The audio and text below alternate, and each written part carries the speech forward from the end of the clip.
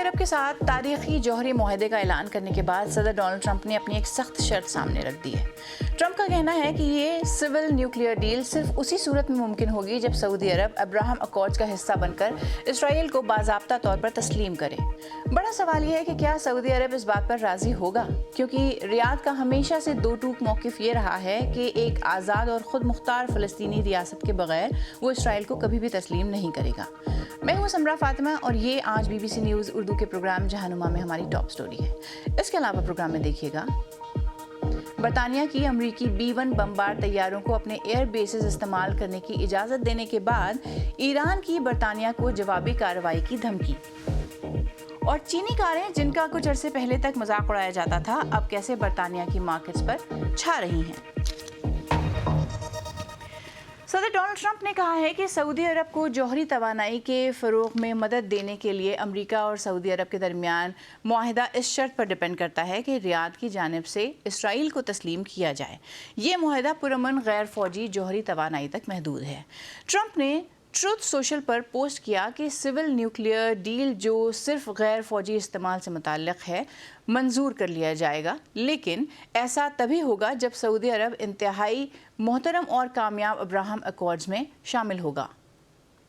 Abraham اکارڈز ایسے معاہدے کا ایک مجموعہ ہے جس نے اسرائیل اور متعدد عرب ریاستوں کے درمیان سفارتی تعلقات کو نارمل کیا۔ متحدہ عرب امارات، بحرین، سوڈان، مراکش اور قازقستان اس معاہدے پر دستخط کرنے والے ممالک ہیں۔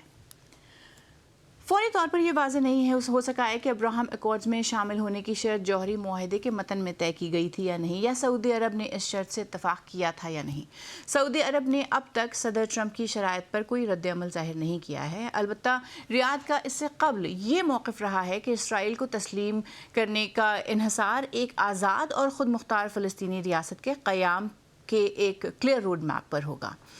امریکہ میں ریپبلکنز اور ڈیموکریٹس دونوں جماعتوں نے کے قانون سازوں اور ماہرین نے امریکہ اور سعودی عرب کے مابین جوہری معاہدے پر تشویش کا اظہار کیا ہے اور خدشہ ظاہر کیا ہے کہ یہ معاہدہ جوہری ہتھیاروں کے پھیلاؤ کا سبب بن سکتا ہے۔ جوہری معاہدہ منظوری کے لیے امریکی کانگریس کو پیش کیا جائے گا۔ حالانکہ دونوں ایوانوں میں صدر ڈونلڈ ٹرمپ کی جماعت یعنی ریپبلکن پارٹی کی اکثریت ہونے کی وجہ سے اس بات کے امکان کم ہی ہیں کہ مخالفین کی جانب سے اس معاہدے کو روکا جا سکے۔ اسرائیلی وزیر اعظم بنیامن نتنیاہو نے جوہری معاہدے کو ابراہم اکارڈ سے جوڑنے کی شرط کو امن کے لیے ایک ممکنہ تاریخی پیش رفت کے طور پر خیر مقدم کیا ہے، جبکہ سابق وزیر دفاع ایوگڈور لیبرمن نے خبردار کیا ہے کہ فوجی جوہری پروگرام اکثر سویلین جوہری پروگرام سے ہی جنم لیتے ہیں۔ یہ معاہدہ ایران کے ساتھ دیرینہ علاقائی کشیدگی کے درمیان آیا ہے۔ سعودی کراؤن پرنس محمد بن سلمان نے اس سے قبل 2018 میں کہا تھا کہ اگر ایران نے جوہری بم بنایا تو سعودی عرب بھی جوہری بم حاصل کرے گا۔ اور اس بارے میں مزید بات کرنے کے لیے اس وقت ہمیں آکسفورڈ سے جوائن کر رہے ہیں تجزیہ کار افتخار ملک۔ ڈاکٹر صاحب بہت شکریہ ہمیں جوائن کرنے کے لیے۔ سب سے پہلے یہ بتائیے کہ امریکی سعودی نیوکلیئر ڈیل کے پیچھے اصل کہانی ہے کیا؟ کیا صدر ٹرمپ سعودی عرب کو ابراہم معاہدے میں شامل کر کے اپنی سیاسی میراث بنانا چاہتے ہیں، یا اس میں کوئی جیو پولیٹیکل حکمت عملی بھی شامل ہے؟ اس میں بہت سارے عوامل ہیں۔ ایک تو یہ ہے کہ فار دا لاسٹ 40 ایئرز عرب ممالک جو آئل رچ ہیں ان کو امریکہ نے کیش کاؤ کے طور پہ استعمال کیا ہے، اور ان کی چونکہ سیکیورٹی کا ایشو پرماننٹ ہے تو وہ پہلے کنونشنل ویپنز خریدتے رہے ہیں، تو اب ایران کی وجہ سے اور اسرائیل کے نیوکلیئر پروگرام کی وجہ سے سعودی سمجھتے ہیں کہ ان کی الٹیمیٹ جو اس میں سیکیورٹی ہے وہ نیوکلیئر ایشو سے ہوگی۔ بظاہر تو وہ یہ کہہ رہے ہیں کہ یہ صرف انرجی کے لیے ہے، ویپنز کے لیے نہیں ہے، اور صدر ٹرمپ بھی چاہتے ہیں کہ ان کی کوئی لیگیسی رہے، اور دوسرا یہ ہے کہ اس میں ظاہر ہے بہت سارے لوگوں کا امریکہ میں معاشی فائدہ ہوگا۔ جیسے نیو یارک ٹائمز نے رات کو رپورٹ کیا ہے کہ ایک سال میں ٹرمپ اور ان کی فیملی کو 2.2 بلین کے پروفٹس ہوئے ہیں۔ اچھا افتخار ملک صاحب، کیا ریاض اپنی بنیادی موقف سے پیچھے ہٹ رہا ہے؟ کیونکہ سعودی عرب کا ہمیشہ سے یہ موقف رہا ہے کہ جب تک فلسطینی ریاست کے قیام کا کوئی واضح روڈ میپ سامنے نہیں آتا وہ اسرائیل کو تسلیم نہیں کرے گا، جبکہ نتنیاہو واضح طور پر آزاد فلسطین کے ایک امیجنیشن کو وہ مسترد کرتے رہے ہیں۔ Saudi Arab wait and watch کی پالیسی اڈاپٹ کر رہا ہے، اور چونکہ U A E, Sudan, Somaliland, Kazakhstan, Bahrain نے اور موراکو نے اسرائیل کو ریکگنائز کیا ہے، تو مسلم ورلڈ میں یا عرب ورلڈ میں کوئی خاص کسی قسم کا ڈیمونسٹریشن یا اینٹیگونزم نہیں ہوا ہے. تو میرے خیال میں سعودی عرب بھی کسی سٹیج پہ یہ ماننے کو اور اسرائیل کو ایکسیپٹ کرنے پہ تیار ہے، لیکن اس کے لیے وہ اوپنلی پروکلمیشن نہیں کرتا. لیکن ٹرمپ اس قسم کے بیانات سے اور اس قسم کی پالیسی سے اسرائیل کو بھی راضی رکھنا چاہتے ہیں. تو میرے خیال میں ایک بیلنسنگ ایکٹ ہے ابراہم اکارڈ کو، اور ساتھ ہی وہ کانگریس کو بھی کنونس کرنا چاہتے ہیں کہ جو پرو اسرائیل لابیز ہیں ان کو، تاکہ انسیکیورٹی نہ ہو. اچھا، بظاہر ایسا بھی لگ رہا ہے جیسے ایران پر کنٹرول کرنا اب مشکل نہیں ہے، اب مشکل ہے. تو کہیں ایسا تو نہیں ہے کہ امریکہ اس ڈیل کے ذریعے ایران کو روکنے کی آخری کوشش کر رہا ہے، یا پھر خوف یہ ہے کہ کہیں سعودی عرب نیوکلیئر ٹیکنالوجی کے لیے چین یا روس کا رخ نہ کر لے؟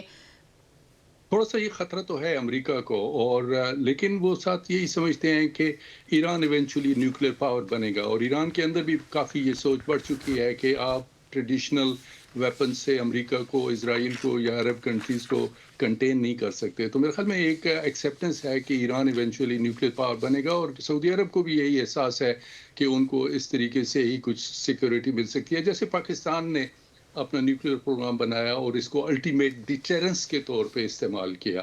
لیکن اس سے یہ کانفلکٹس جو ہیں یہ ختم نہیں ہوں گی. لیکن ٹرمپ تو چاہتے ہیں کہ کسی قسم کا ان کی جو فارن پالیسی ہے ایک لیگیسی کی طور پہ آئندہ جنریشنز کے لیے رہ جائے، جس میں اسرائیل بھی خوش ہو، عرب کنٹریز کو بھی تھوڑا سا سیکیورٹی کا احساس ہو، اور ایران کو بھی کافی حد تک کنٹین کر لیا جائے. بہت شکریہ افتخار ملک صاحب تفصیلات کے لیے.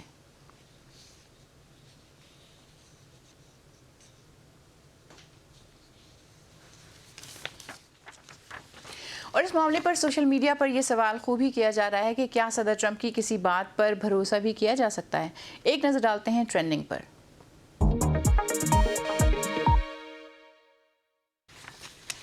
سوشل میڈیا یوزرز سوال کر رہے ہیں کہ کسی ڈیل کے ہو جانے کے بعد میں اس میں شرائط جوڑنا یہ کیا طریقہ ہے؟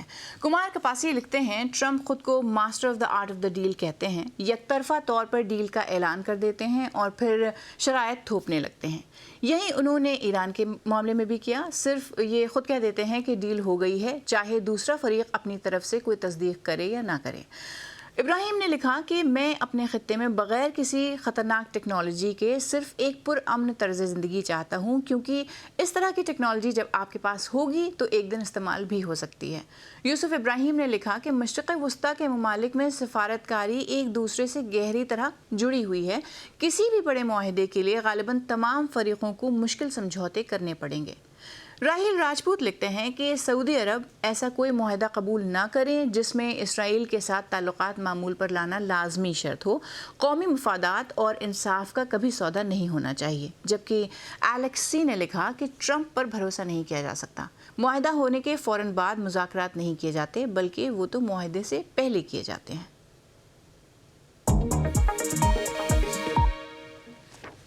اب ایک نظر ڈالتے ہیں دنیا بھر کی باقی خبروں پر. انڈیا کی یوتھ پروٹیسٹ موومنٹ کے نمائندوں کا کہنا ہے کہ حکومت نے ان سے وزیر تعلیم دھرمیندر پردھان کے استعفے کے مطالبے پر جواب دینے کے لیے 24 گھنٹے کا وقت مانگا ہے.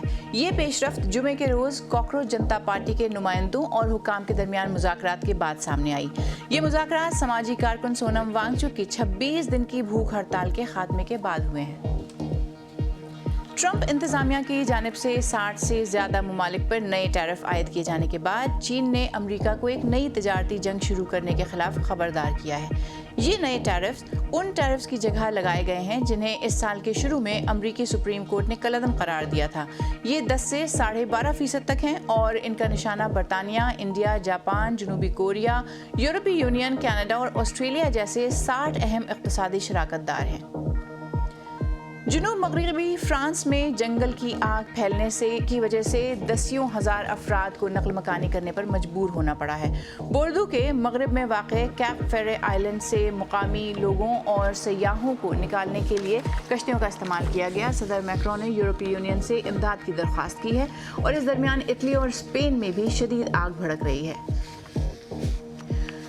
یوکرینی ڈرونز نے رات کے وقت روسی شہر سینٹ پیٹرز برگ کے قریب گوداموں کو نشانہ بنایا، جس سے بڑی آگ بھڑک اٹھی. ऑन लाइन पोस्ट की गई वीडियो फुटेज और तस्वीर में शहर के ऊपर काले धुएं का एक बड़ा गुबार देखा जा सकता है। मुकामी मीडिया का कहना है कि जिन इमारतों को निशाना बनाया गया वो रूस के सबसे बड़े ऑनलाइन रिटेलर वाइल्ड बेरीज की थीं। कंपनी का कहना है कि शहर में उसके 2 गोदामों ने आर्जी तौर पर काम रोक दिया है। ईरान का कहना है कि उसने एक रात अमरीकी फ़ज़ाई हमलों के जवाब में उर्दन और बहरीन में अमरीकी फ़ौजी अड्डों और तंसीबात पर ड्रोन हमले किए हैं। सदर ट्रंप ने रेड सी में सऊदी तेल बरदार जहाज़ों पर हमलों के बाद ईरान और उसके इत्तेहादी हूसियों के ख़िलाफ़ जवाबी कार्रवाई की धमकी दी है। ख़ित्ते में जारी कशीदगी की वजह से तेल की कीमतें एक बार फिर बढ़ गई हैं। उधर तेहरान ने एक बरतानवी फ़ज़ाई अड्डे को निशाना बनाने की धमकी दी है। बरतानिया की वज़ारत दिफ़ा का कहना है कि मुल्क अपने दिफ़ा के लिए तैयार है और कुछ भी करेगा। जेरेमी बोवन की रिपोर्ट पेश कर रहे हैं फरहान रफ़ी। बरतानिया की ये कोशिश है कि वो ईरान के खिलाफ अमरीकी जंग से खुद को अलग जाहिर करे और साथ ही अमरीका के B-1 बॉम्बर्स को RAF फेयरफोर्ट जैसे बरतानवी अड्डे इस्तेमाल करने दे। तेहरान उसकी बात पर यकीन नहीं करता। बरतानिया का कहना है कि B-1 बॉम्बर्स सिर्फ दिफाई मिशंस के लिए इस्तेमाल किए जा रहे हैं। ये बयान मुबहम है। जंग के हालात में दिफा और हमले के बीच फ़र्क वाज़ेह नहीं होता। ईरान इस बयान को मुस्तरद करता है और उसका कहना है कि फेयरफोर्ट जैसे अड्डे उसके जायज़ हदफ हैं। ये वाज़ेह नहीं कि ईरान इस बात पर अमल करेगा, लेकिन धमकी को संजीदगी से लिया जाएगा। खलीज में गुज़िश्ता 12 दिनों के दौरान अमरीकी हमलों, ईरानी जवाबी कार्रवाइयों और दोनों की जानिब से धमकियों ने एक बार फिर मुकम्मल जंग की सूरत हाल को जन्म दिया है। ईरान पर शदीद अस्करी और इक़्तिसादी दबाव है, लेकिन इस बात के कोई आसार नहीं है कि अप्रैल में जंग बंदी से कबल 39 दिनों की बमबारी और अब दोबारा बमबारी ईरान को झुकने या टूटने पर मजबूर करेगी। मैदान जंग में ट्रंप की कामयाबियों का दावा कि अमेरिका ने सब तबाह कर दिया इस बात के शवाहिद को नहीं छुपा सकता कि ईरान के खिलाफ फौरी कामयाबी हासिल करने की उनकी कोशिश अब अमेरिका की स्ट्रेटेजिक शिकस्त बन गई है। मैंने अखबार में पढ़ा कि आज 4 माह के मुकाबले आज वो ज़्यादा मजबूत पोजीशन में है। नहीं, ये सच नहीं है, ये सही नहीं। मुझे यकीन नहीं आ रहा कि उन्हें ऐसा कहने की इजाज़त भी है। न्यूयॉर्क टाइम्स ने कहा आज वो ज़्यादा ताकतवर पोजीशन में है। उनके पास ना कोई मिलिट्री है ना नेवी। उनके पास 159 जहाज थे, अब सब समुद्र की तह में हैं। अब तक सबकी नजरें अबनाए हुर्मुज़ पर हैं।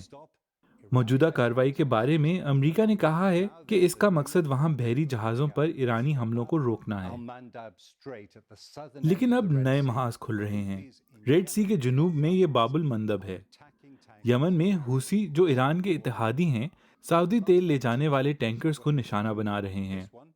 अगर बाबुल मंदब और अबनाए हुर्मुज़ दोनों बंद हो गए तो सऊदी अरब के पास एशियाई मंडी तक अपना तेल पहुंचाने का कोई सीधा रास्ता नहीं होगा। इसके अलावा हम सब पर तेल की बढ़ती कीमतों का असर पड़ेगा। बज़ाहिर ऐसा लगता है कि हूसी बागी सऊदी अरब के साथ 4 साल की जंग बंदी को ख़त्म कर रहे हैं। The Houthis look to be ending a 4-year truce with Saudi Arabia.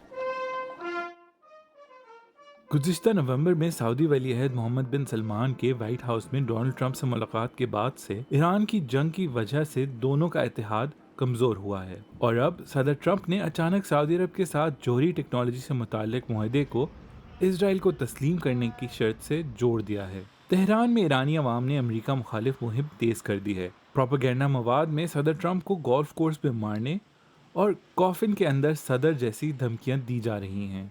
Iran और अमेरिका दोनों ने सिफारती मुज़ाकरात के दरवाजे मुकम्मल तौर पर बंद नहीं किए हैं, लेकिन उसके लिए दोनों की जानिब से कशीदगी कम करने और बाहमी रियायत कबूल करने की ज़रूरत है, जिसके लिए फ़िलहाल कोई तैयार नज़र नहीं आता। ये ज़्यादा पुरानी बात नहीं है। बरतानिया की सड़कों पर इक्का दुक्का चीनी गाड़ियाँ नज़र आती थीं, लेकिन अब बरतानिया में फ़रोख्त होने वाली हर 10 में से एक गाड़ी चीनी ब्रांड की है और इस तादाद में मुसलसल इजाफा हो रहा है। तो क्या बरतानवी ख़रीदार चीनी कारें चलाने पर तैयार हो गए हैं और क्या ये गाड़ियाँ मयारी भी हैं? BBC के थियो लाजिट ने यही जानने की कोशिश की। उनकी रिपोर्ट पेश कर रहे हैं हुसैन अस्करी। ये नाम शायद अभी आपके लिए नए हों, लेकिन जल्द ही ऐसा नहीं रहेगा। इस साल के गुडविल फेस्टिवल ऑफ स्पीड में चीनी ब्रांड्स पूरी शानो शौकत से शामिल हुए। BYD पहले ही इलेक्ट्रिक कार बनाने वाली दुनिया की सबसे बड़ी कंपनी है और वो बर्तानिया में भी अपना नाम बनाने के लिए पुरज़्म है। हम इस टेक्नोलॉजी को तमाम ग्राहकों तक लाना चाहते हैं, अपने ब्रांड की कहानी बताना चाहते हैं और इस एक अहम उसूल को साबित करना चाहते हैं कि टेक्नोलॉजी लोगों की ज़िंदगी बदल रही है। मिसाल के तौर पर बाहर जो आपको फास्ट चार्जर नज़र आ रहा है, ये गेम चेंजर है। सिर्फ 9 मिनट में 10% से 97% तक चार्जिंग। BYD ने 2025 में यहाँ 50,000 से ज़्यादा गाड़ियाँ बेचीं और इस साल वो इसे दुगना करने जा रही है। और ये अकेली कंपनी नहीं है, दूसरी बड़ी चीनी कंपनियां भी बरतानवी मार्केट में तेज़ी से जगह बना रही हैं, जिनमें ओमोडा, जैको और MG जैसे ब्रांड्स सबसे आगे हैं। वो खुद को टेक्नोलॉजी के मौजिद के तौर पर पेश करना पसंद करते हैं और अपनी मसनूआत को नुमाया बनाने के लिए इलेक्ट्रॉनिक्स, रोबोटिक्स में भारी सरमायाकारी करते हैं। अगर आपको लगता है कि चीनी ब्रांड सिर्फ सस्ती और आम गाड़ियां बनाते हैं तो दोबारा सोच लें। ये नई गाड़ी डेंजा Z है जो अपनी बेहतरीन मॉडल में 300 किलोमीटर फी घंटा से ज्यादा की रफ्तार पकड़ सकती है, लेकिन इसकी कीमत भी $130,000 से ज्यादा होगी। लेकिन बरतानिया में चीनी ब्रांड्स को अब भी अपनी साख का मसला दरपेश है। मिसाल के तौर पर जैको की बड़ी SUV का इंटरनेट पर टीमू की रेंज रोवर कहकर खूब मजाक उड़ाया गया, लेकिन गाड़ियां बनाने वाली कंपनी को इसकी ज्यादा परवाह नहीं मालूम होती। मुझे लगता है कि ज़्यादातर लोग जो ऐसी बातें करते हैं वो गाड़ी खरीदने का इरादा नहीं रखते और ना ही नई गाड़ी ढूंढ रहे हैं, इसलिए शायद इस गाड़ी का तासुर भी गलत है। जब लोग खुद ये गाड़ी चलाते हैं तो उन्हें इसकी वैल्यू और स्टैंडर्ड का अंदाजा होता है। लेकिन मैं खुश हूँ कि लोग हमारे ब्रांड के बारे में बात तो कर रहे हैं। ताहम सर्वे बताते हैं कि कुछ खरीदार अब भी चीनी ब्रांड से खाइफ हैं। डेटा की हिफाजत और गाड़ियों की सेफ्टी के बारे में कुछ खदशात अब भी मौजूद हैं। एक वक्त था जब चीनी गाड़ियां क्रैश टेस्ट में बहुत नाकाम रहती थीं। ये वीडियो 2007 की है, लेकिन सेफ्टी के माहिरीन का कहना है कि आज हालात बिल्कुल मुख्तलिफ हैं। आप सब इंटरनेट पर पुरानी वीडियोस देख सकते हैं जहां कुछ चीनी गाड़ियां वाकई मेयार पर पूरी नहीं उतरती थीं। आज BBC न्यूज़ उर्दू के प्रोग्राम जहानुमा में इतना ही। समरा फातिमा को इजाज़त दीजिए। अब आपसे मुलाकात होगी मंडे को।